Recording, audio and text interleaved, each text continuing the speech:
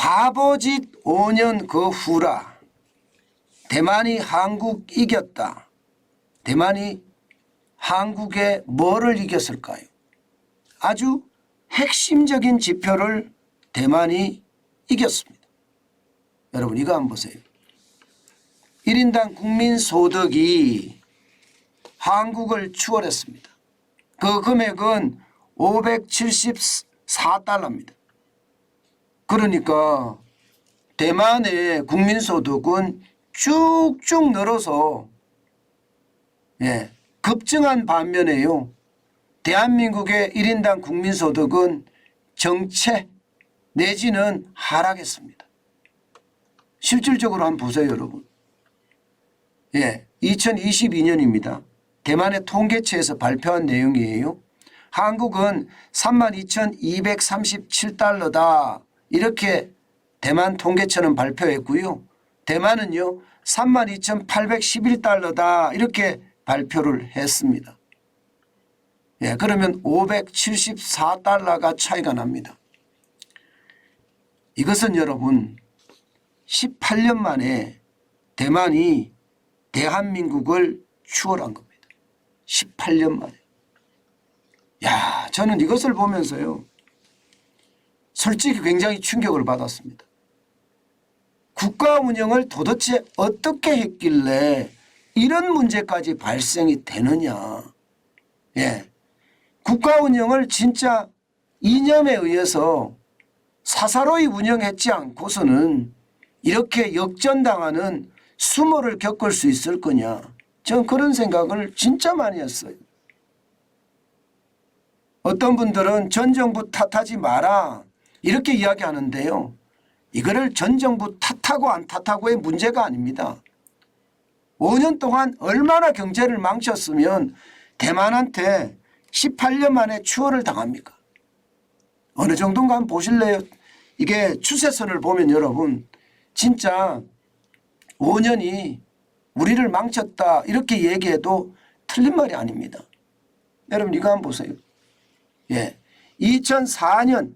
2004년만 하더라도 대한민국이 16,496달러로 대만보다 많았습니다. 대만은 15,290달러였거든요. 바로 2004년부터 이제 추월을 당하기 시작합니다. 추월을 당하기 시작을 해서요. 2013년에는 대한민국이 이겨요. 대한민국이 27,178달러로 이깁니다.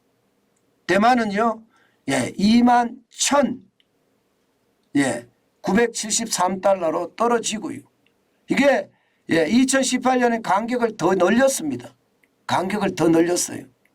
32,429달러가 우리였고요. 대만은 25,833달러였습니다. 그런데 이게 꼬꾸라지기 시작합니다. 꼬꾸라지기 시작해요. 2019년, 2020년 이렇게 거치면서 엄청나게 꼬꾸라집니다. 이게 결국 말입니다. 박근혜 대통령이 경제를 잘 운영해 와서 2017년, 2018년 대만보다 1인당 국민소득을 많이 벌렸는데 실제 2019년, 2020년에 완전히 꼬꾸라지기 시작합니다. 대만은 28,404달러까지 올라간 반면에 대한민국은 줄어듭니다. 31,902달러로 줄어듭니다. 참 최악이죠. 그러니까 2020년에 2021년 들어가서 뜨거워했습니다. 뜨거워했습니다. 뜨거워하면서 말입니다. 이거 어떡하든 문재인 정부에서 이렇게 만들면 안 되겠다 생각에 뭔가 열심히 노력하는 듯 보였습니다. 그런데 여러분 도저히 따라가지 못하는 그 상황으로 발전된 거죠. 실제로는요 2022년 기준입니다. 지금 보시는 것처럼 32,237달러까지 지금 대만은 올라갔고요.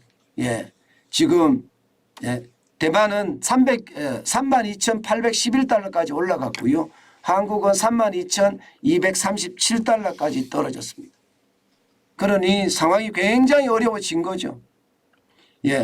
이 그래프는 조금 제가 보니까 그래프가 두 개가 뒤엉켜 있는데 좀 바뀌어 있습니다. 예, 이게 위에 게 예, 대만이고요. 아래 게 한국인데 한국은 32,237달러였고요. 대만은 32,821달러입니다. 그런데 여기가 엉켰습니다. 여기가. 예, 2021년이 거꾸로 되어 있습니다. 예, 대한민국이 더 예, 지금 예, 2021년에는 예, 대한민국이 3만 4천인데 이게 숫자는 맞는데요. 그래프가 조금 모양이 이상합니다. 여러분들 감안해 주셨으면 좋겠습니다. 어쨌든 대만의 추월이 진짜 장난 아니었죠. 이게 이념에 의해서 말입니다. 나라 경제가 엉망으로 만든 결과예요. 지금 보세요. 실질적으로 어떻게 되는지. 이게 제조 부가가치율을 보면 우리가 확실하게 알 수 있거든요. 물론 말입니다. 어떤 분들은 그렇게 이야기해요. 이미 2014년부터 대만이 제조 부가가치율이 높아지면서 예, 대만이 이미 예, 대한민국을 이길 수 있는 그런 고리를 가졌다 이렇게 이야기하거든요. 그런데 우리는 보면 예, 대제조업의 부가가치율이 계속 대만에 미칩니다. 그럴 수밖에 없는 게 노조. 노조가 얼마나 강성입니까 여러분. 여러분 보시는 것처럼 제조업 부가가치율은요. 2013년만 하더라도 대만은 22.3%고요. 대한민국은 24.1%였습니다. 잘 나갔어요. 그런데 2024년에 들어서면서 대만이 제조업 부가가치율을 앞서기 시작합니다. 24.5%고요. 대한민국은 24.2%입니다. 이때부터 우리는 부단한 노력을 했었어야 돼요. 예, 이게 노조에 대한 문제 그리고 노동 생산성에 대한 문제 이런 것을 개혁해 갔었어야 돼요. 다 알고 있었습니다. 이미 이때는요. 예, 그런데 2016년에 가니까 더 많이 벌어집니다. 27.7%대 30.1%잖아요. 박근혜 대통령의 퇴진운동을 하면서 이때가 난리가 아니었거든요. 민주노총이 주도가 돼서 말입니다. 그러다가 지금은 완전히 쪽박차기 직전입니다. 지금 말입니다. 2018년 기준으로 보면 대한민국은 27.7%고요. 예, 대만은 29.1%입니다. 2020년에 가면 완전히 벌어집니다. 우리는 28.7%로 조금 상승한 반면에 대만은 32.5%까지 늘어났습니다. 2021년요? 아마 더하면 더했지 덜하지는 않을 겁니다. 이렇게 생각하면 여러분 결국 말입니다. 대만은 지난 5년 동안 약진에 약진을 거듭한 반면에요. 대한민국은 뒤로 후진했다는 뜻이에요. 이게 국가 운영이라는 게 반드시 말입니다. 국가라는 큰 대명제를 두고 국가 운영을 해가야 되거든요. 그런데 이념이라는 대명제를 두고 국가 운영을 해가면서 내 편 중심으로 국가 운영을 해버리니까 이런 문제가 발생이 된 겁니다. 예, 이게 국가 운영에 저는 자격이 없다고 생각해요. 국가 운영에 자격이 있었으면 이렇게까지 나라를 망가뜨리지는 않았을 거라고 저는 생각합니다. 그런데 사실 국가 운영을 이렇게 해놓으니까요. 결국 대만한테도 추월당하는 이거는 제가 봐서는요. 이거는 완전히 최악입니다. 최악입니다. 어떻게 대만한테 추월을 당할 수가 있을까요? 한번 경제 성장률이 말입니다. 성장 가도에 있으면 이게 여러분 웬만해서 말입니다. 추월당하지는 않습니다. 이게 추월당한다는 것은 대한민국의 어떤 제가 좀 심하게 말하면 국운이 점점 가라앉는 것은 아닌가 저는 그런 생각도 해봅니다. 여러분 시장의 위협 지금 굉장히 크죠. 이대로면요 대한민국의 자리를 지킬 수 있을지 솔직히 걱정되는 부분이에요. 예, 한번 떨어지기 시작하면요 이게 경제라는 건 추세선이라고 제가 말씀드렸잖아요. 예, 추세선에 의해서 움직이는데 이 추세선이 회복되기가 쉽지 않습니다.